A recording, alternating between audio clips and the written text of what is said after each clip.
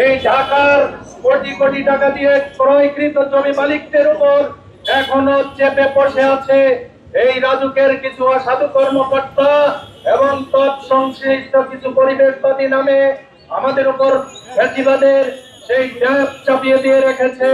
আমরা এই চাপ মানি না, মানব না।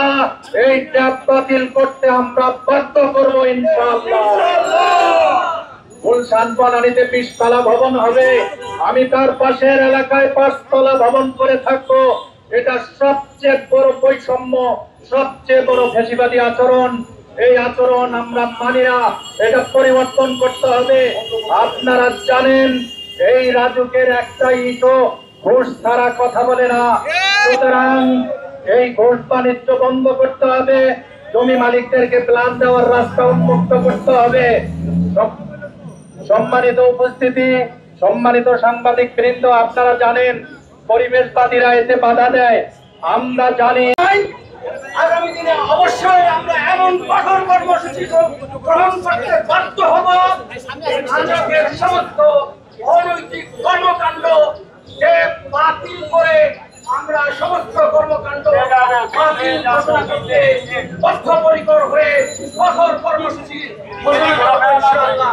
আমি আশা করি রাজুকের যারা দায়িত্বশীল আছেন তারা সাধারণ ভূমি মালিকের কথা চিন্তা করে, ঢাকা সিটি অগণিত ভূমি মালিকের কথা চিন্তা করে, যারা এখনো ভবন নির্মাণ করতে পারে নাই তাদেরকে এই সুবর্ণ সুযোগ সৃষ্টি করে দিবেন। বৈষম্য দূর করার জন্য বিগত দিনে আমাদের সন্তানেরা, আমাদের ভাইয়েরা আমরা যে ত্যাগ স্বীকার করেছি, সেই বৈষম্য এখনো সমাজ থেকে দূর হয় নাই। আমরা আশা করি রাজুকের যে বৈষম্য, সেই বৈষম্য যারা দায়িত্বশীল আছেন তারা অতি দ্রুত এটি দূর করবেন, না হলে এর চরম মূল্য দিতে হবে। আমি আশা করি অতি দ্রুত 2008 সালের যে আইন, সেই আইনে আমরা ফিরে যাব। নতুন কোন ফন্দি ফিকির চলবে না, চলবে না।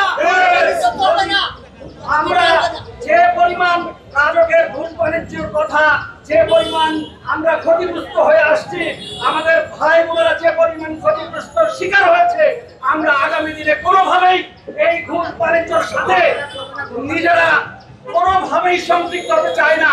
সুতরাং ঘুষ বাণিজ্য চলবে না, চলবে না, চলবে না।